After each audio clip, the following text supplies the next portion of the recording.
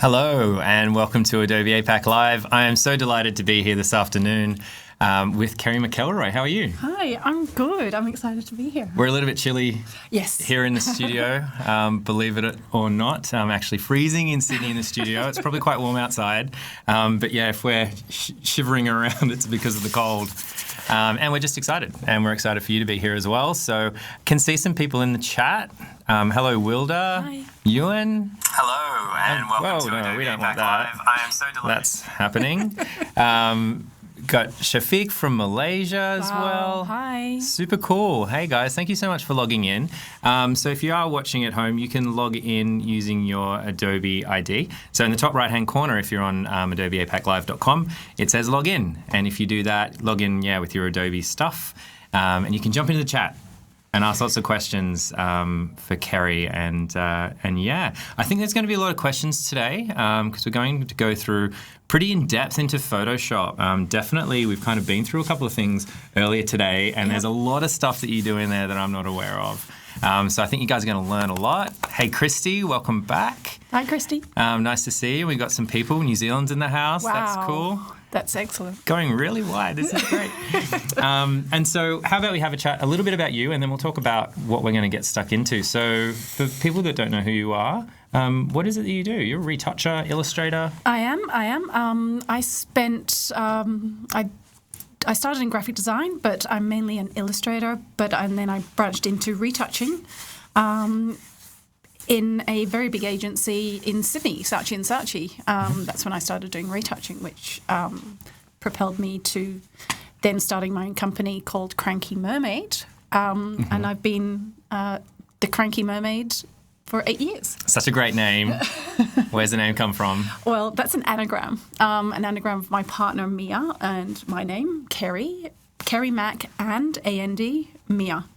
And I found that on, I went on to Anagram and kind of used our names and tried to come up with some sort of funky name, and it came up Cranky Mermaid. So cool. And we both love mermaids. That's great. Even the cranky ones. Even the cranky ones. I think they're the better ones. Even especially the cranky ones then. Yeah, that's great. And the good thing about that, right, as we were talking about, is you get your URL. Yeah.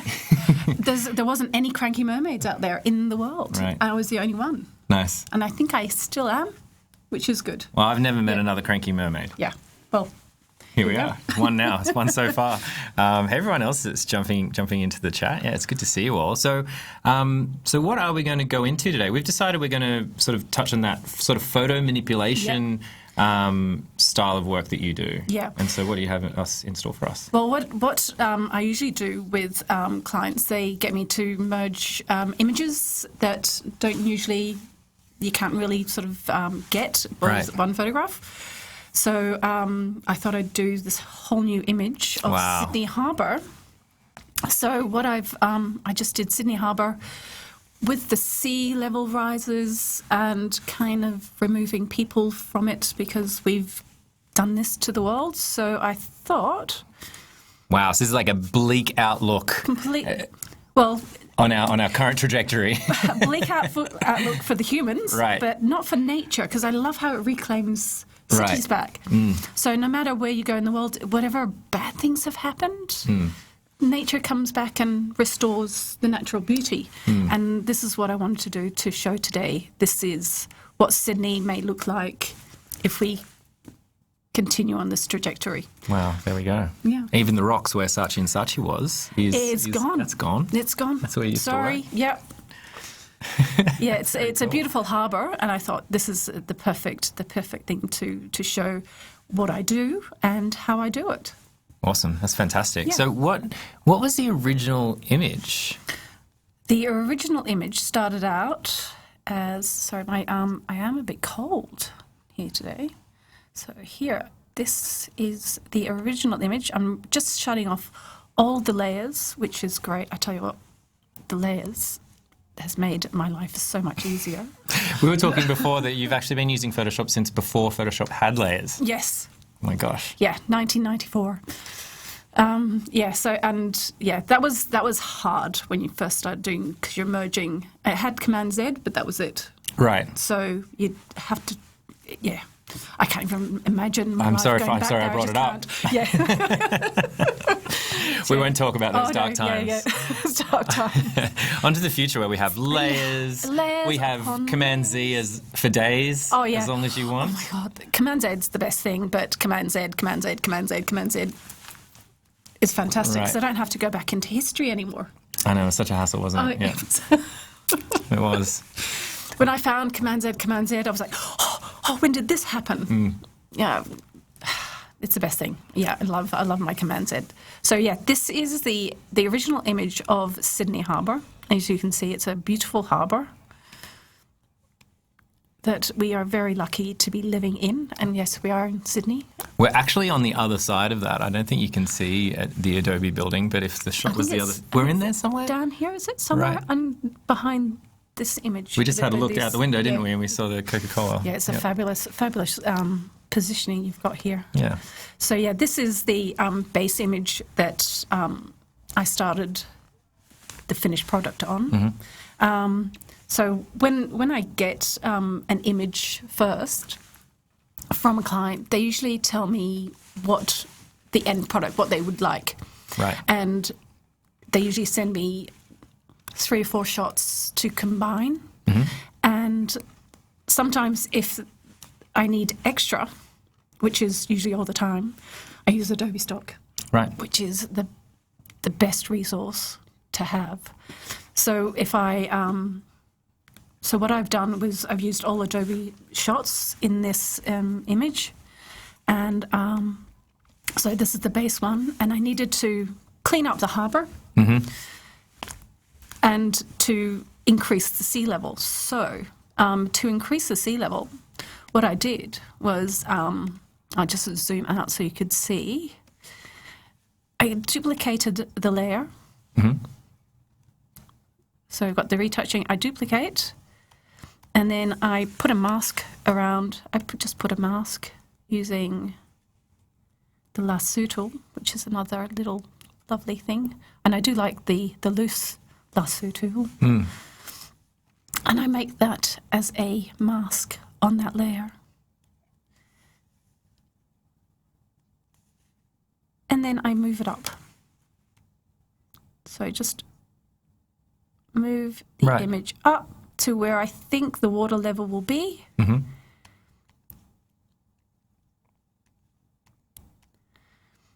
then I place a mask around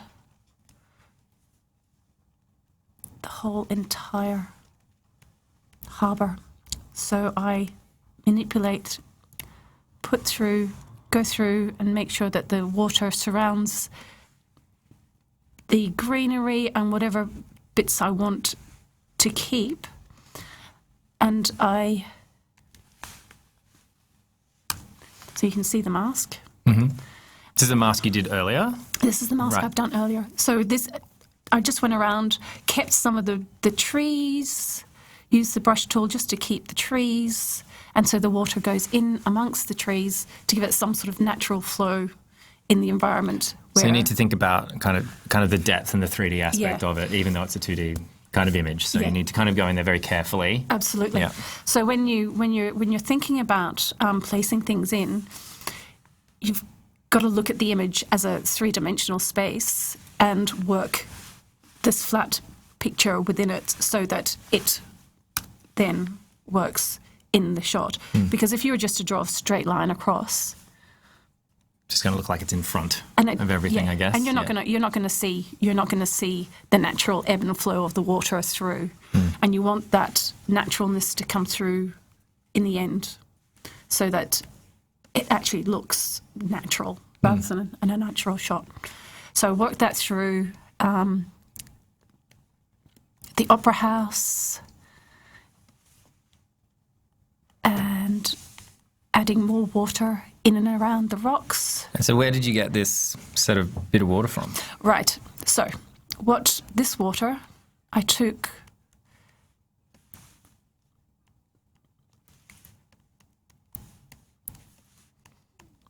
So when I establish an image, I kind of get to the place where I think, okay, that looks right, and then I clean up the image. So to clean up the image, because I want to remove any sort of human habitation from it. All those pesky humans in your shot. And we want them to leave right now for this moment. For a sec. So what I've done is go through and in a separate layer using the stamp tool, just well,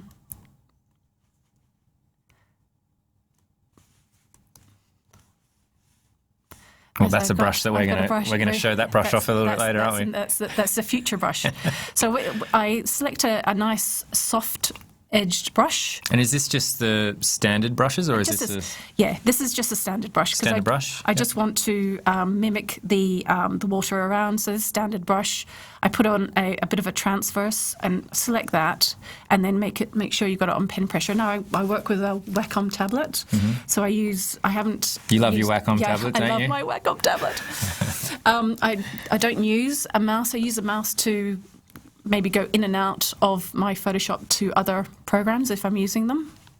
But with my lovely pen, I use the pen pressure tool because it really kind of gives you a bit more of a natural feel. Right.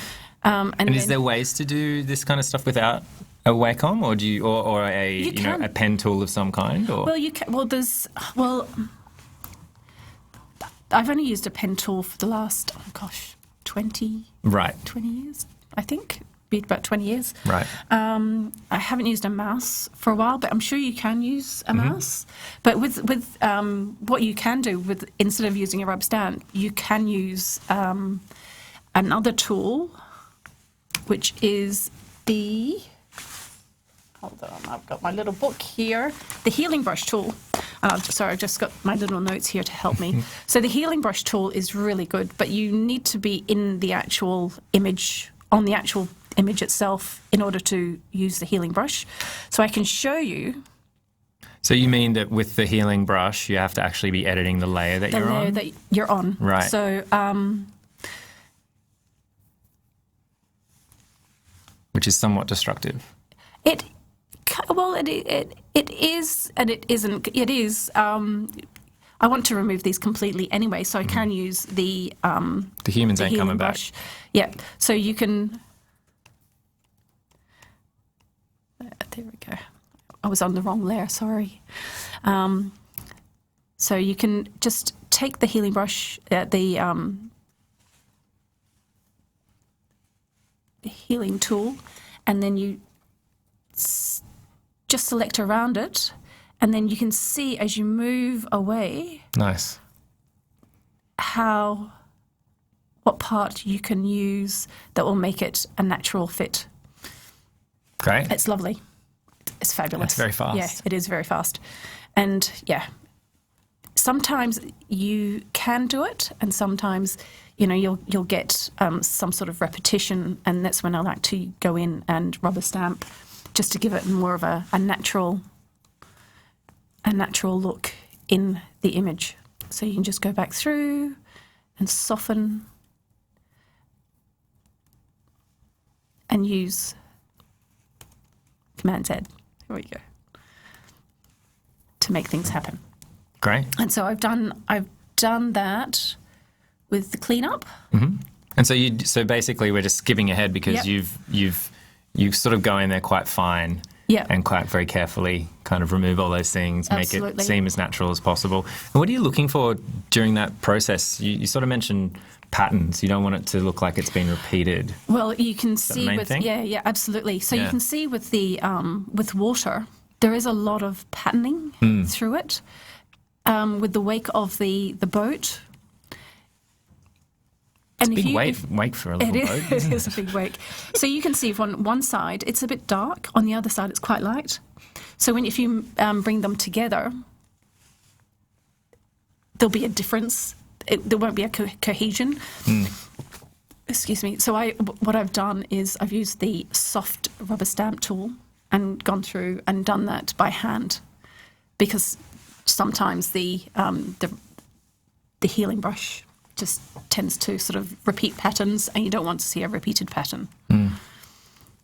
And you'll be able to see a lot of repeated patterns if you if you take a big swathe of water and repeat that, you'll see more like of a even pattern. Subjectively, you might pick that up. Is that? Oh, absolutely. Yeah. Wilda was asking, maybe she missed the beginning. It's probably a good time, just if you're just tuning in. We're here with Kerry McElroy, and we're doing some photo manipulation of Sydney Harbour. If all the humans go and nature takes back over, Sydney at least.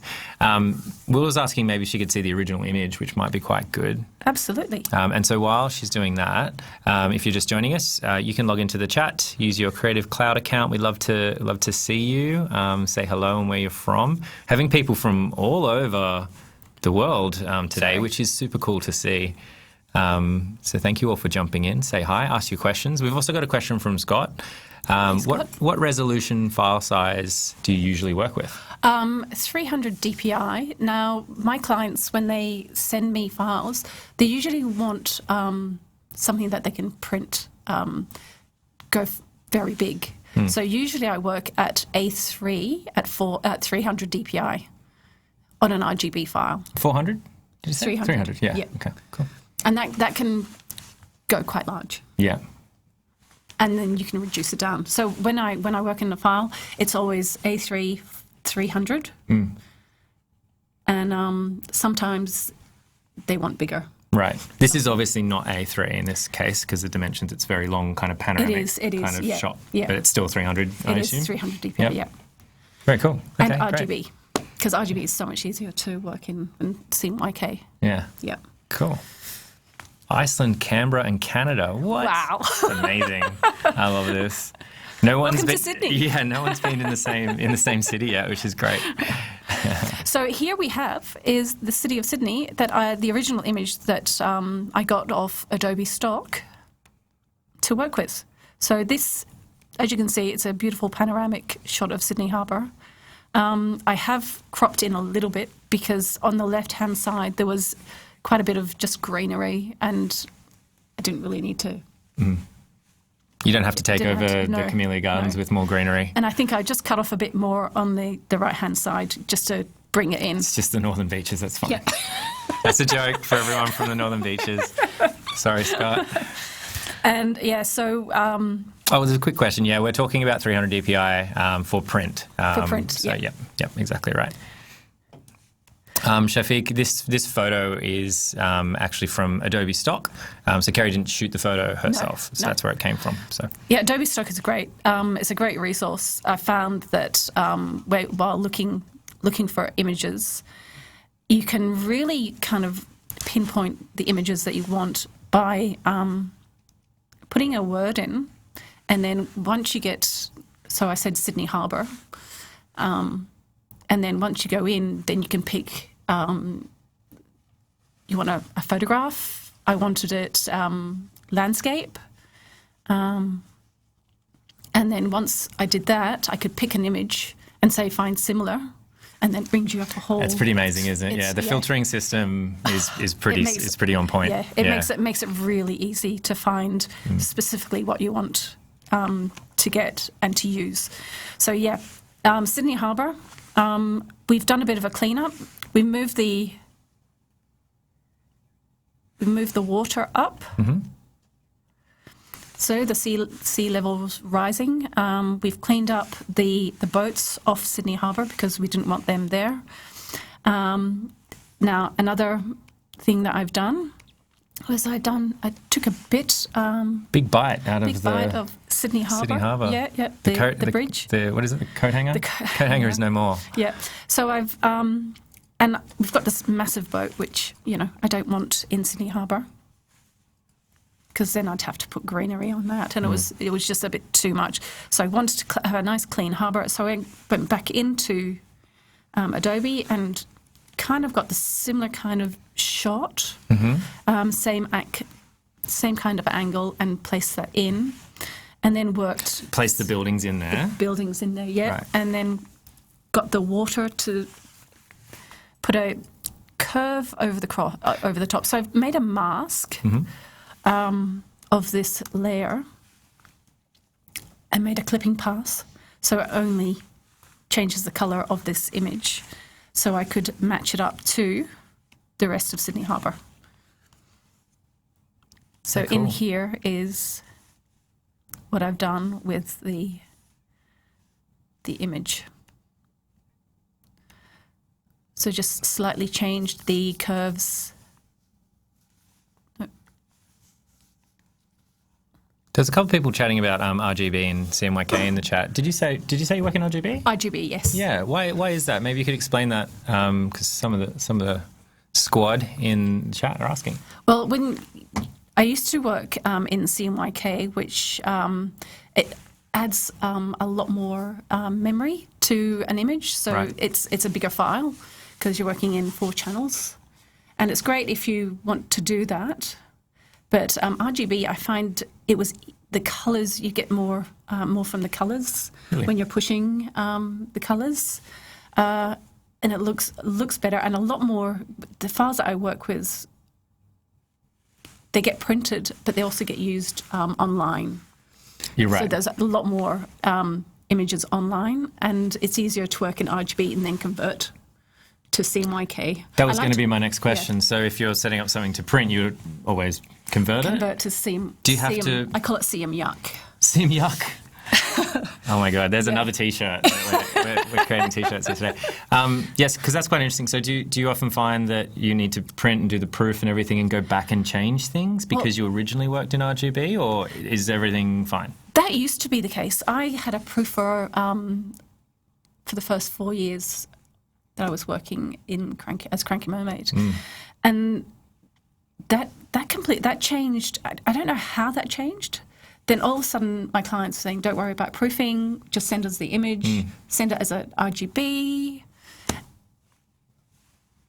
Yeah, so I don't know why that changed. I don't know how it changed. I didn't question it because I really like working in RGB. Right, great. So you don't... if you Don't ask, don't tell.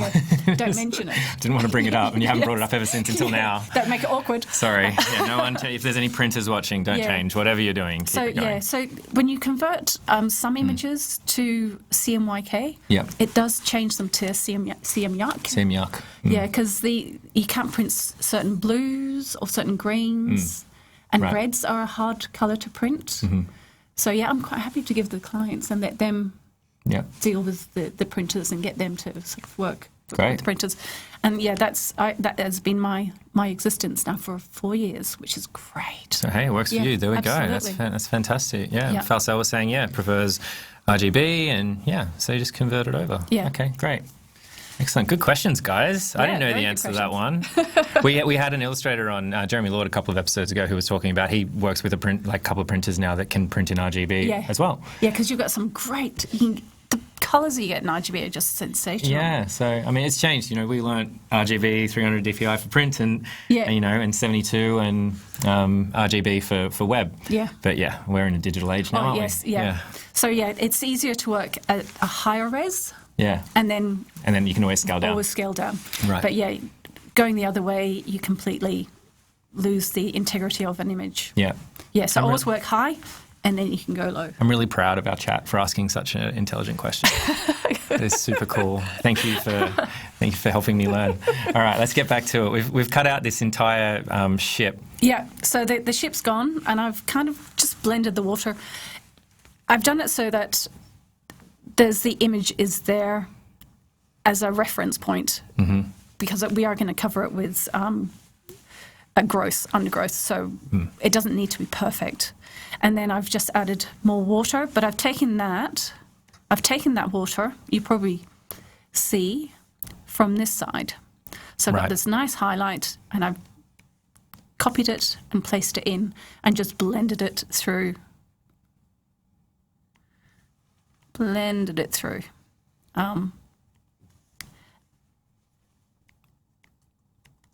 So I've blended it in behind the Sydney Opera House. And was that with an adjustment layer? That you blended it through? No, so, sorry, yes. What I've just taken the water, copied it and placed it across, and used just a mask. Right. Masks, they're the most amazing things. The best things ever. I tell you, everything in Photoshop is the best thing ever, really. I just love working in this, in Photoshop. you can do so much. You can completely remove humans from Sydney Harbour. Who would have thought? Dream come true. Yeah. Yeah, so stepping and repeating, and then just blending it through with the water that's there. Right. And it's, as you can see, I've put it through and around the buildings. I don't even know, there's this hotel. So sorry, people who are there at the moment. That is You're underwater. That is the Park Hyatt. Yeah. Park Hyatt? It's definitely Park a Hyatt. And that's where I used to work. Saatchi's. I used to work in the pointy building over there. Oh, okay. Yeah. Wow. Yeah. As you can see, with the ship's gone, but you can still see little bits of the ship that... Right. And because you That's know we're going still to come coming back through. over the top, and Yeah. it's very small. Yeah, you it's know, very you small. Can just, It's minute. I don't have to make it perfect, just to give me an idea of what buildings were there and how the growth, that when I'm going to put it on, how that's going to affect that area. So does this come down a little bit to planning as well? Like so you clearly know that this part, it's quite zoomed in. You know you're going to do the overgrowth over the top of it. Yeah. So it's not so much just opening Photoshop and thinking, okay, maybe I'll do this, maybe do that. You're obviously clearly planning out the steps. yeah. So you know where you can do shortcuts and Absolutely. know what requires a lot of time and energy. Yeah, for sure. Right. So when I do an image, it is a matter of taking like two steps forward and a step back. Right. And then just keep going, and maybe that works. I'm not sure just yet, but I think this is going to work for now. But I'll see, because I can always go back and change it. Cool. But it's because I've been doing it for so long. It's I kind of have an idea of what I want to do. I know the steps. I clean the image. I start adding things little by little, and then once I've done that, I can then start blending and making things sit properly within the image. But it's cool. Gorvind was asking, can we use the Magic Wand tool for citing images? For citing images? Might need clarification on that one. Because you're a big fan of the freehand lasso. Oh, yeah, I love the lasso. When it comes to tall buildings and I want to do cutouts, the straight lasso, that's great. But when it's freeform, like natural things, the lasso tool, the freeform lasso tool is really, really good. Great. And then you use your brush with a bit of a opacity just to sort of blend and make it work. All right, so now we've established the harbour and the water rise, which is lovely. This is how I'm wanting it. So I move on to... Oh, for cutting. Yeah, so I made the green, it just looked a bit brown. Right. So there's a bit too much red in there. So what I've done is gone in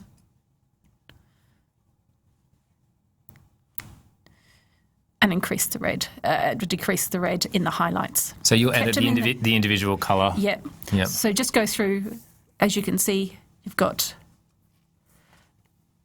the green there, which is to remove the red. I don't understand why that is. But yeah, it's the green. So we're affecting the green in the image, and we're just brightening it up, making it not look so yucky. And this is editing the whole image? Or is it just this section? It's just the green section. So what I've done in masks.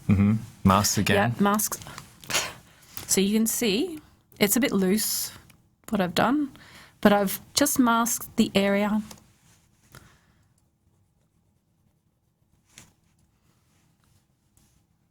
of the just the trees around the foreshore, which is because I really want them to stand out, because now that we're getting rid of the humans, the greens are going to be lush. Of course they are. just going to be so beautiful and lush. So here I've got masked them all out. I'm using the brush just to sort of highlight, turning off so you can see. So I'm using a quick key just to turn that layer on and off to have a look where the green is, and you can see how lovely and lush that green is looking, which is very nice. So it gives me a base of the colours that I can use then to put the growth over the top. Cool. And so you'll zoom into kind of one area and sort of feel like you get it right, and then you'll zoom back out and just check everywhere, make sure it hasn't done anything crazy. Absolutely. Yeah. So you just want to keep going in and out to make sure that what you're doing. See, look, you see that? I've missed that area. So I need to go back in.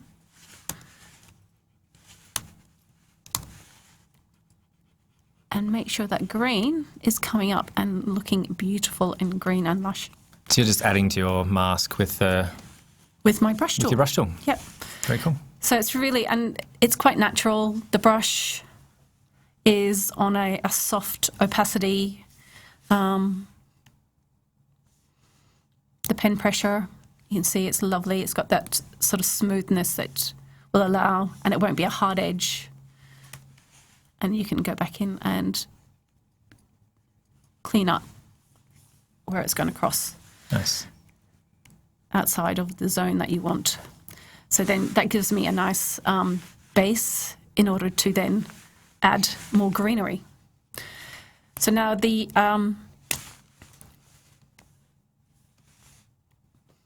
just add a bit more rise up. We've got now, because there's a bit of a difference through here, I just wanted to make sure that it all sort of seems a bit seamless and it works better within the image. So we've got a nice bright highlight here, which kind of reflects in the water, which is really nice. And we've got this nice light here, and it's got a nice gradient that comes down. So I think we're pretty much happy with what we've got there. And we want to then start with the buildings and get the growth happening. Right. Yep. So step 2, decay. I love that. I wrote down these steps, and it was really exciting writing down step 2, decay. Decay.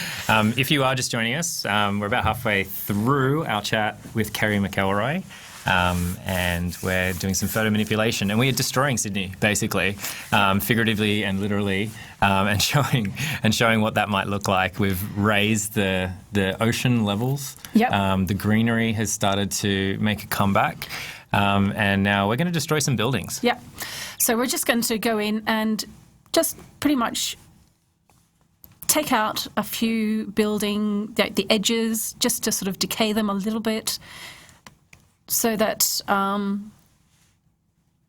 if the greenery that I put on, if the greenery that I put on kind of just falls naturally, you might just see a bit of the decay through the images. And if we weren't here for a while and we didn't have upkeep, the buildings would, in essence, decay, which, as you can see, the Sydney Tower is not looking too good. And some of the buildings are not looking their best.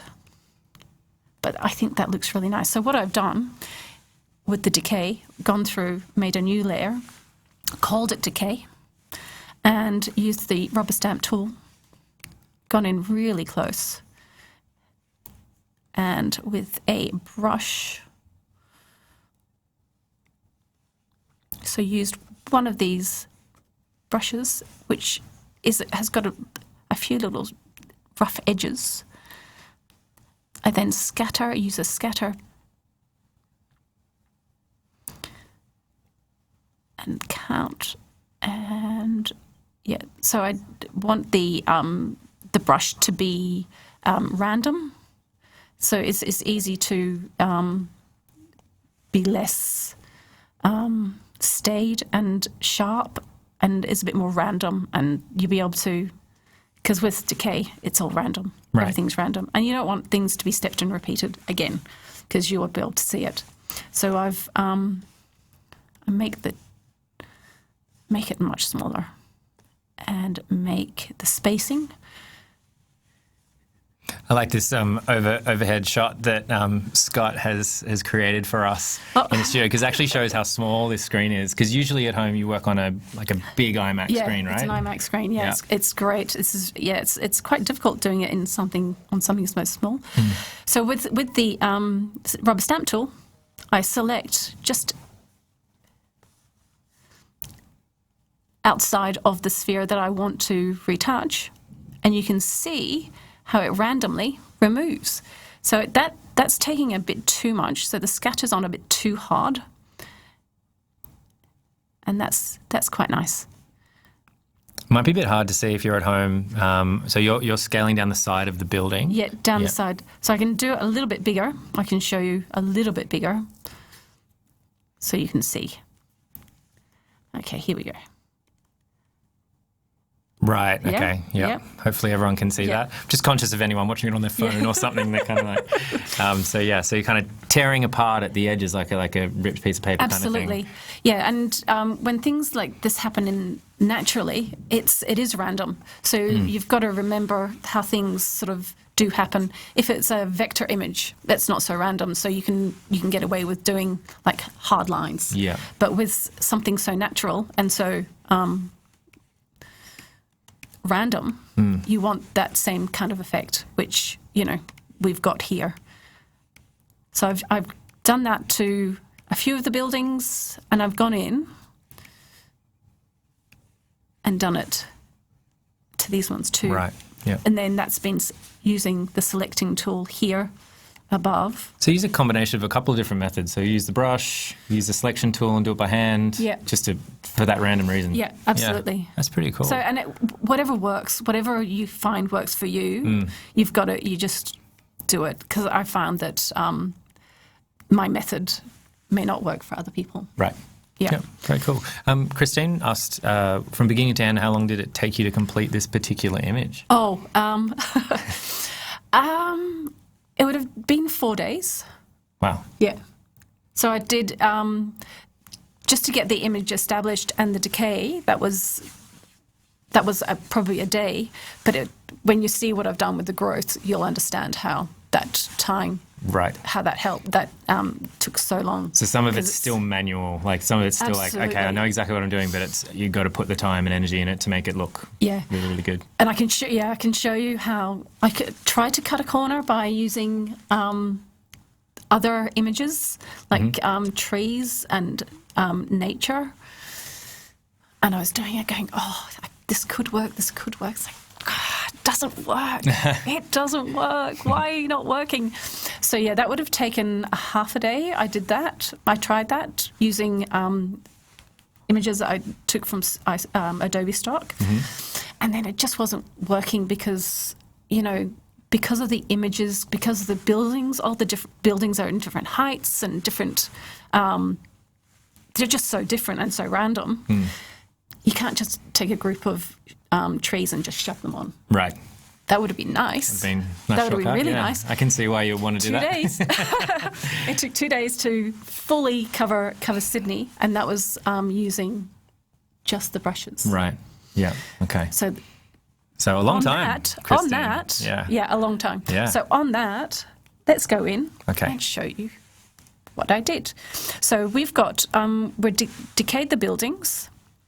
And I'm going in and just giving the base in order to build on top of the buildings, the growth. So darkening them off, giving them a bit of dirt, as you can see, as I'm turning these on. So I've just, using the curves tool. I love the curves tool. It's some people like the linear tool, the linear, but I do prefer the curves because it's what I've been doing the last 15 years.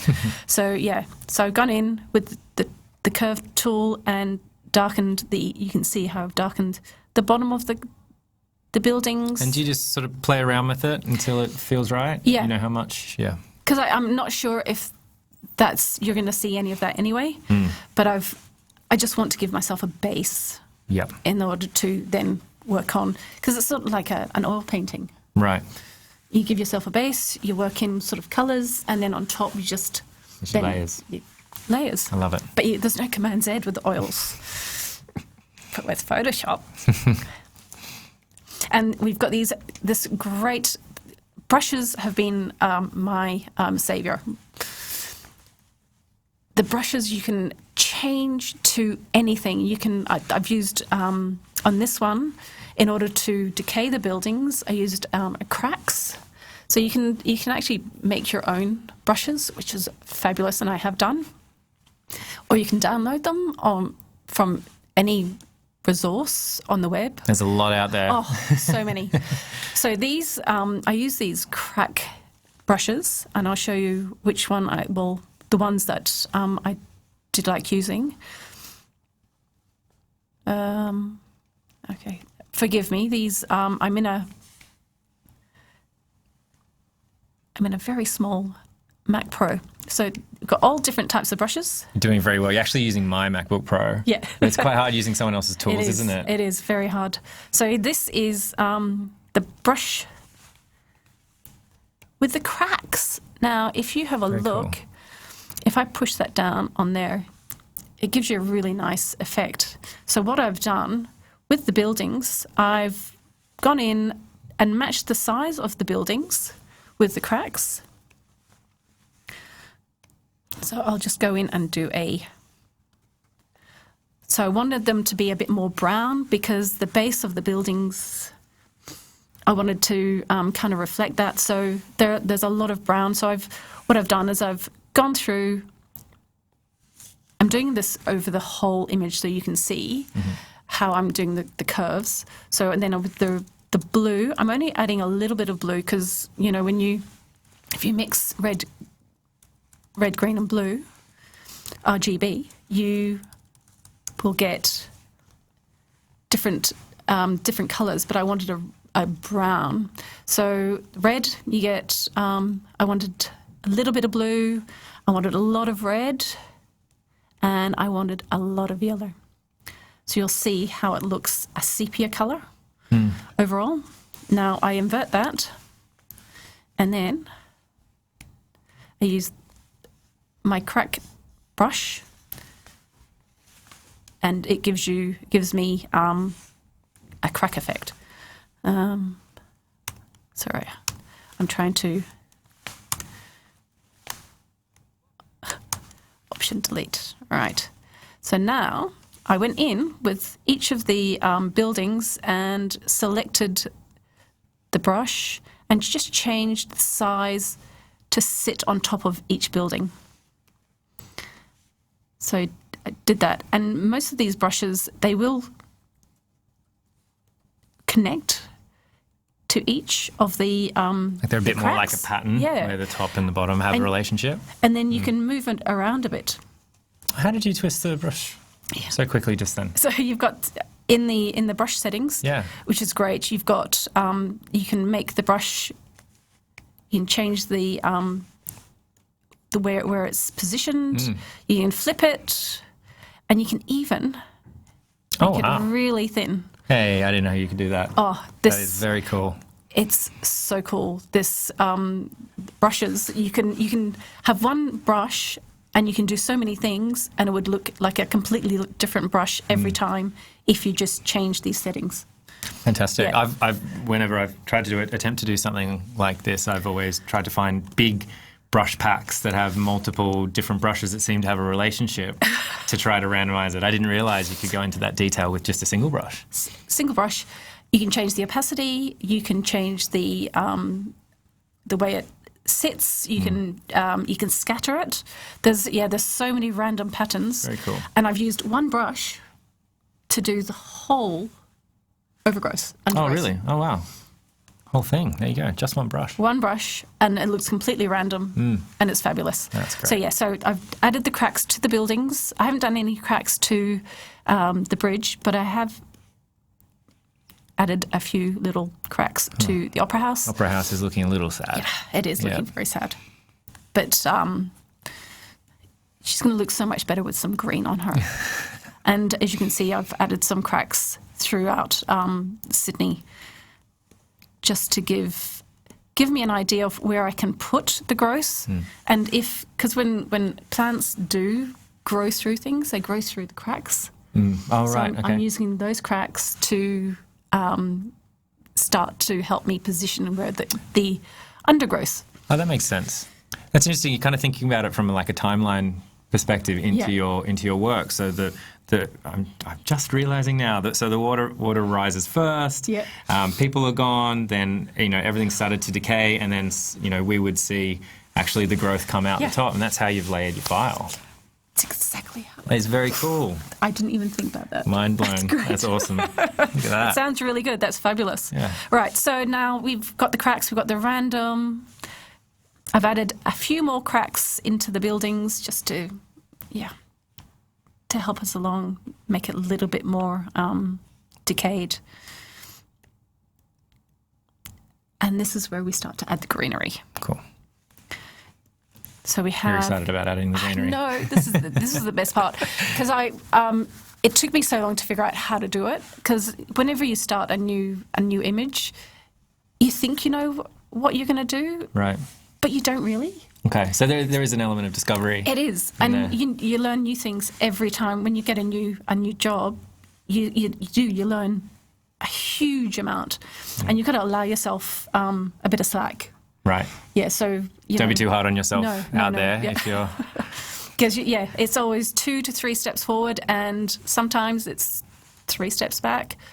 But you keep marching and you keep discovering, and you'll find a way. And I did. Very cool. Yeah. So let's get to the greenery now. Here we go. So my first. So you can see how I've done this. Well, you can't see how I've done this.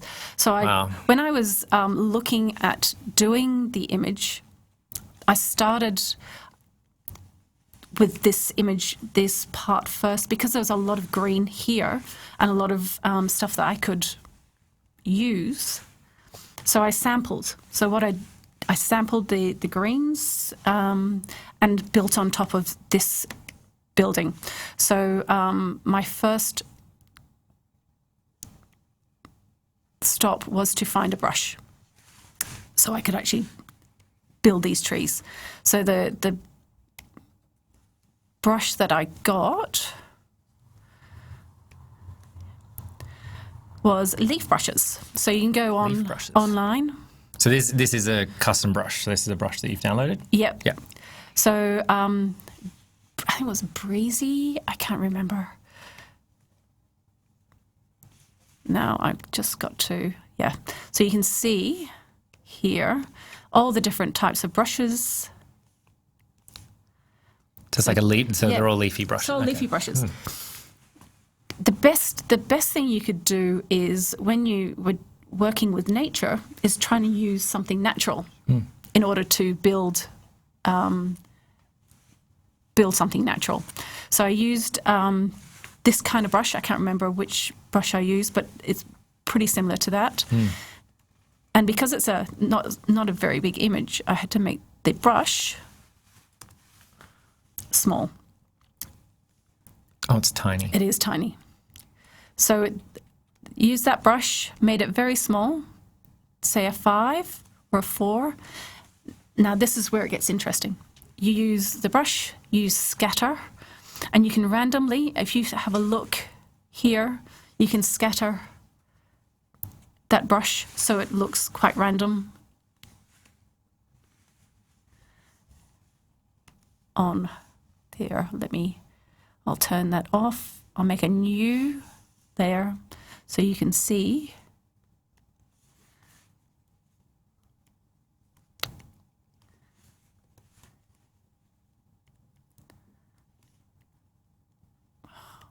Sorry, I'm so sorry. I'm trying to work with something that I haven't worked with before, this little iMac Pro. So I'm using a scatter brush. My iMac Pro has never done this before either, so it's day one for it. And you can make the brush do anything you want. Wow. So this, you can see that's what the brush looks like. Cool.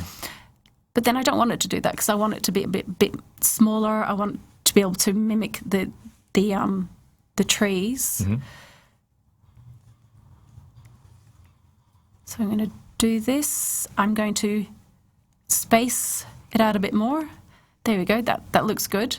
Now with the shape, you can then adjust it so that it twists and turns and becomes more random. I love that. Which makes it so much easier to work with and so much more fun. Okay. Cool. So I'll show you so you can see it larger because it was you can't really see it when I'm doing small. So sample the green. So you're doing a random sort of round, just mimicking how the trees look. So you're sampling the colour and just creating different layers. Just create different layers, and you can see how you're now building up a kind of tree. Wow, that's pretty cool. Mm. So and I build this side, just sample. This is like some Bob Ross painting cool level. I love this. Bob would be so proud. Just happy little tree. Yeah. So what I'm going to do is I'm going to delete that. I'm going to go in and show you how I did that on the building. And just for everyone else, we're getting towards the end. I know there's a couple of questions in there. What we'll do is we'll save any more questions for now until right at the end, and then we'll address them. So do keep them coming. We'll get to as many as we can, but we might go through the rest of the workflow first. Yep. And then we'll catch any questions at the end. Absolutely. How's that sound? Great. That sounds great. Cool. So now doing this, I can see that I need a bit more colour to hit the image. So rather than have it scatter a lot, I'm going to move it so that the count, which means there's going to be more colour going down. So here, so I'm just building this up.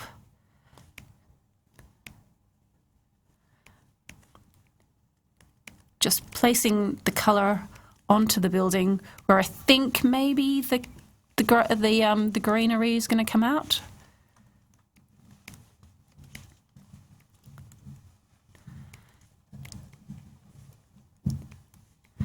And then it's just building up the shadows and the highlights just to give it some sort of form and depth. Yeah. Sampling. And it's really good. You sample colours that are really close to where you're colouring, right? So that it doesn't look out of place. Yeah, because that's the light. Yeah. The light's right there. So I'm just using the palette. Yeah. That this picture has given me. Nature's palette. It's lovely. It is. Fabulous. And it makes sense as well because the greenery around that area would be the greenery that would overtake. Yeah. I mean, and I can pick my idea of what the greenery could be. May not be what, in fact, is actually there. So I can go into sample a colour. Go, oh, I like that green. Oh, that's a really nice green. So I'm going to put that there. Right. It doesn't work at all. But it's a nice green, but it doesn't work.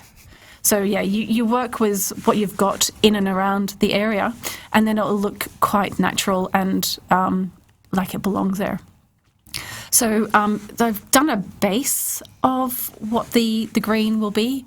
So now I'm going to just the count, make it less so that there's less colour going on, and I scatter it a bit. And this way, this is what I do. I get the highlights.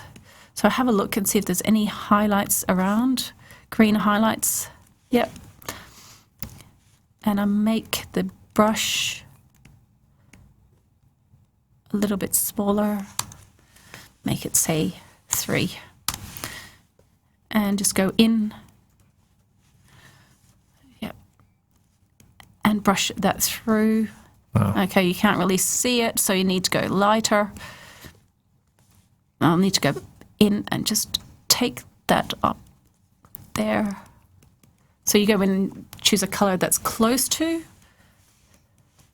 And so you can see the form kind of working. Absolutely, yeah. And building up. It's very loose and very not as.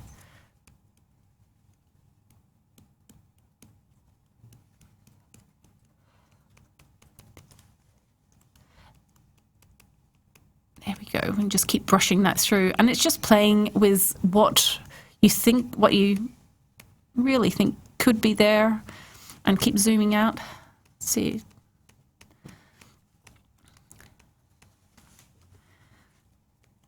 And just keep building up on that.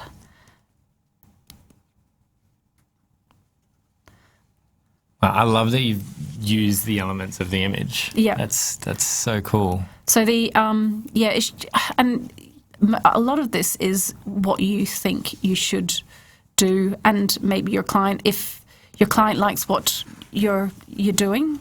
So when I usually have this, what I'll do is I'll do a version of what I think the client wants, send that off to them, and then they will send it back and go, oh, you've gone too far. Right. Which is I like it if I go too far, if I haven't done enough, and I've come up short. That's when, you're not really fulfilling your brief. Right. So I always like to go a bit too far, and then you can always pull back rather than. And you can pull back quite quickly. Oh yeah, you can pull back quite quickly. Would you do a sample version? I think I know the answer to this question, but would you do a sample version of it and then do the rest of the image if it was something like this, or would you? Yes, you would actually. Yeah. Okay. So I'd say this is where I think that you want me to go. Yeah. Should I continue on this trajectory? So spending the other 3.5 days. 3.5 days going, Right. oh my God, this is fantastic. Yeah. And then they go, don't quite like it. Right. Don't really like what you've done there. We actually want the humans to... Yeah, but where are all the people? Where are all the people? We want them back in. Stop doing that. Yeah, and that's happened quite a bit. It's an ad campaign Yeah. for Tourism Australia. Yeah. What is it? Yeah, so what I've done... That looks amazing. Yeah, so I built up using a very tiny brush with different weights and heaviness, and built up all of these buildings.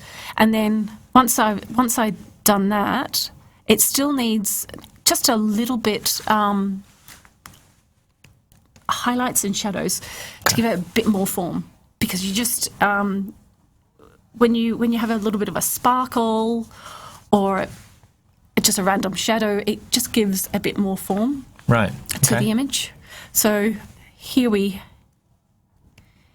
have very subtle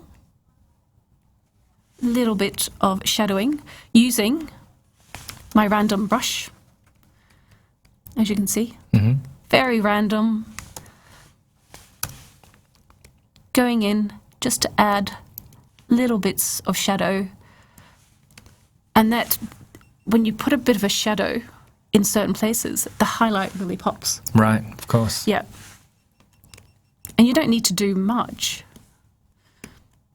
because at the moment, the image, we're looking at it, this is the 100%. You go in to it, it looks like a mess.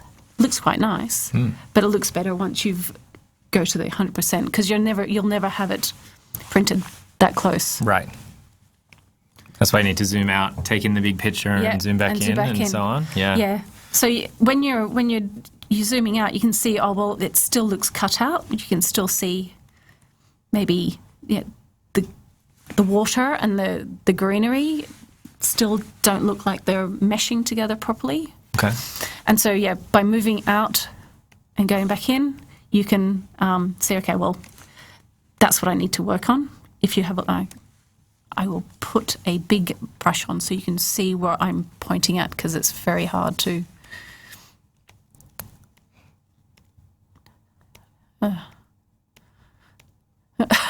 Sorry, people. This is... Yeah. Okay. There we go. You can see that. So you can see here that it still looks cut out and there's no cohesion. It just looks like the green and the water has been cut out, which it has. So what we need to do is go in and fix that.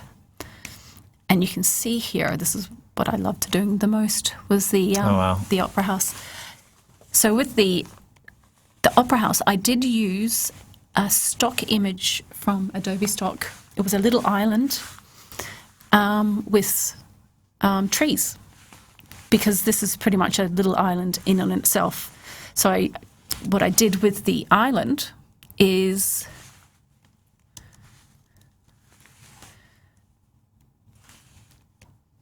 see, there's the island. I built up a really nice mask. Again, masks. We love the masks in Photoshop. And that's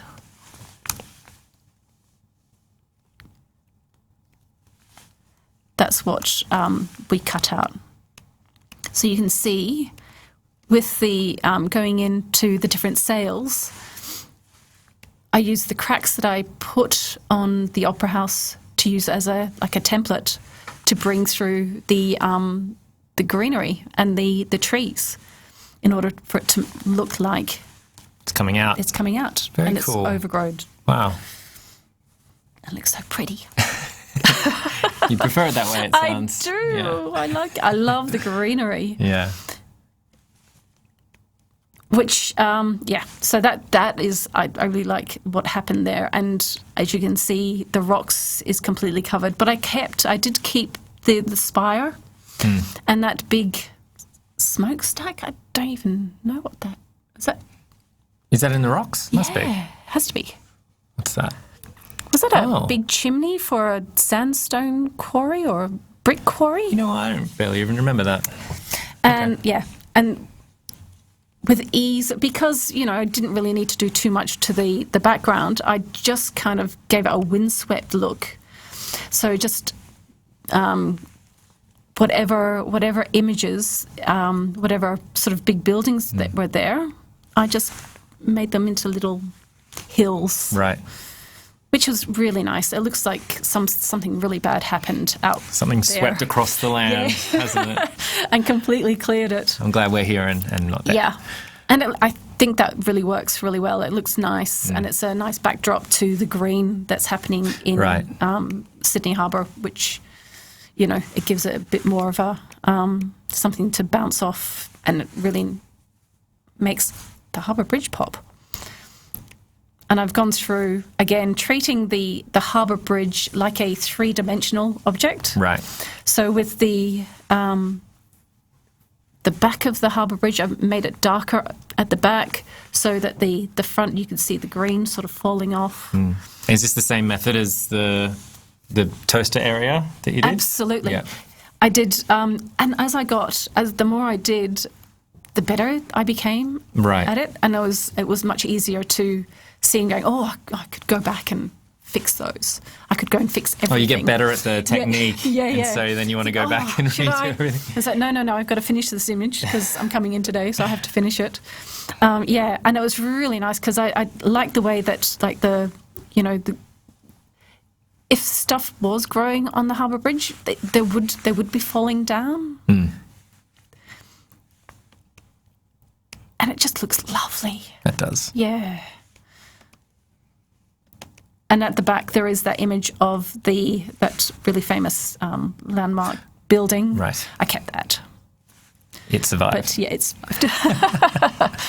And the Harbour Bridge is a little broken, but it's still there. And I wanted it to remain because, it wouldn't be Sydney Harbour without very the Harbour iconic. Bridge. Yeah. That's true. Yeah. That's true. And we go through to North Sydney. Yes. And completely covered Kirribilli. Right. It's fine. Kirribilli House is the where the sitting Prime Minister comes to stay in Sydney when they're in Sydney. So I've covered it over. Cover that up. Yeah, we don't want them coming because this is what happened. Like we're filling out your apocalyptic fantasy here at Adobe APAC Live. I'm glad to give you an outlet. Well, everyone's talking about it and we haven't seen it yet, so here we are. This is what it's going to look like. So this is Sydney Harbour. It still looks cut out.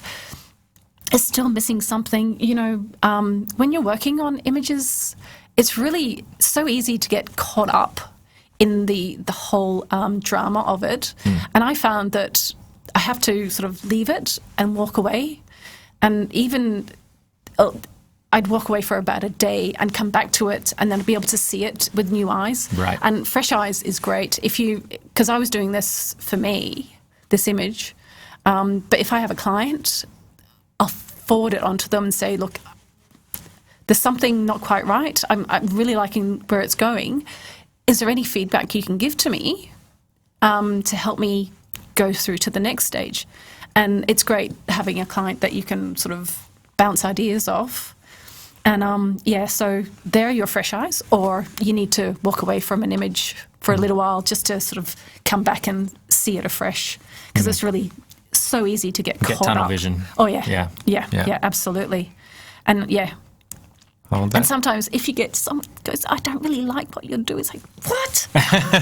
What? This is amazing. How can you not like it? That's what happens when you ask for feedback. It's not always what you want. It's not always what you want. Well, but it's good to have, even the negative feedback's good. Yeah, as long as it's constructive. It is, absolutely. So that's been amazing.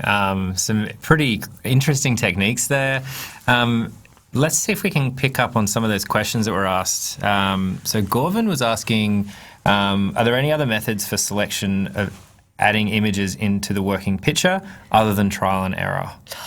Well, the best thing to do is, especially with images, if you've trial and error it'll be trial and error no matter what you do. But if you can get images that have the same lighting, it doesn't have to be the same directional lighting. Even if it's left or right, you get two images that are completely opposite. You can always flip it. You can always flip the image to make it work. But you really do need, you can't put a dark shot, like a night shot, into a daytime shot. Yeah, there has to be some realistic expectations when you're working with images. So yeah, you need the same kind of time of day. You need colouring, not so much, but yeah, lighting is a factor. So if you're going to have a daylight shot, you need other daylight shots to work within that image. It doesn't have to be the same colouring, because then you can manipulate through curves and hue saturation to make them work into that image. That's interesting. And what about hard light and soft light? Is that not such a big deal? Yeah. So direct sunlight with the image that I got for the trees, I had it did have some sunlight on it, and I tried to make this work here because it's not direct light. It just wouldn't work. Didn't work. Didn't work. Cool. So yeah, you really need the cuts very similar, but it doesn't have to be the same colouring, because you can manipulate that and change that. Cool. Very, very good. And I think we have one more question. Do you have any classical training as a painter? Is that a plus? Maybe you missed the beginning, JB. You're an illustrator. I do. I'm not classically trained. I did graphic design, and I studied illustration. I do paint, but I think the painting has come through from using Photoshop. So Photoshop has helped me to become a painter, even though there's no Command Z when it comes to using oils. But I love all sorts of things. I mainly use pen and ink. I paint, I sculpt. Yeah, so and that really helps me when it comes to doing this kind of work. Just use your strengths. You've got to use your strengths. And if you're stuck, go on to forums like this. There's so many great forums that you can learn from other people. And that's Adobe APAC live every Wednesday at 2 p.m. Yep, shout out. That's how I've learned using other resources. Because now that I work on my own, you need this sort of these forums to help you sort of expand your knowledge. And it's a constant thing, isn't it? Absolutely. You didn't learn it 15 years ago and you've been doing the same thing. It's constantly learning from other people, seeing what other people can do. Absolutely. Learning from yourself. And seeing what you can do, seeing what's possible. And that's there's so much possibility using Photoshop. It's crazy. And, using other because I'm starting to learn Cinema 4D. I've gone into Adobe After Effects. It's fabulous. So yeah, just expanding your view and what you do and how you apply that all kind of helps when it comes to doing these images. Yeah. Very cool. And Alexander, I believe, massive newbie. That's fine. We're all newbies at one stage. How do I gain access to all these tools you see on the screen? So we've just been using straight up Photoshop. Yeah. So I go into Adobe. I've got Adobe Creative Cloud. So yeah, and I love it. So you can gear it to your specifications. If you like 3D, you can go into After Effects. There's so many. If you use vector tools, like just straight sort of cartooning type thing, you've got Illustrator. There's so many different things that you can use, and you can make it work for you. And at the moment I'm just photoshopping, using Photoshop, and I love the Adobe Stock option because it has made my life so much easier. Yeah. So yeah, do Creative Cloud. It's the best thing. Yeah, it's working. And you use a Wacom as well. So just in case you weren't there for the beginning. Love the Wacom. Chucking about the Wacom tablet as well. Yeah, throw that in there again. Yeah, it gives you a lot of adaptability. It gives you it's kind of like a pen and a paintbrush. You've got so much more. It's more powerful than the mouse. It gives you a lot more adaptability. You can adapt it to anything. Brushes, clouds, you can make waves, the things that you can do. And yeah, so with the pen tool, I was able to do some little waves in, if you can have a look here with the Opera House, because when water hits buildings, you do see some waves. So I've been able to add, using the curves, the highlights and shadows, and making water so it looks like it's in and around the Opera House. And that's just using the pen tool, squashed it down. So it's like a just tiny little sort of line, and just manipulated it in and around the Opera House to make it look like waves. It's very fabulous. Cool. Extra bonus tip there for you, Alexander. And hey, thank you everybody for joining in. Some really great questions. I love the questions from the chat when I end up learning something from that as well. Not that I ever pretend that I know anything, but I just like that we have a really engaged, smart group of people out there that are watching Adobe APAC Live, which is great. Thanks for listening. Thank you. And thank you very much, Kerry. Oh, thank you. We'll for have you back having on. Me. I hope so. I've seen some really cool typography stuff in your portfolio. Oh, yes. So there's actually, where can people see your work? Because you got some amazing stuff. Cranky Mermaid. .com. Yeah, so get just the URL.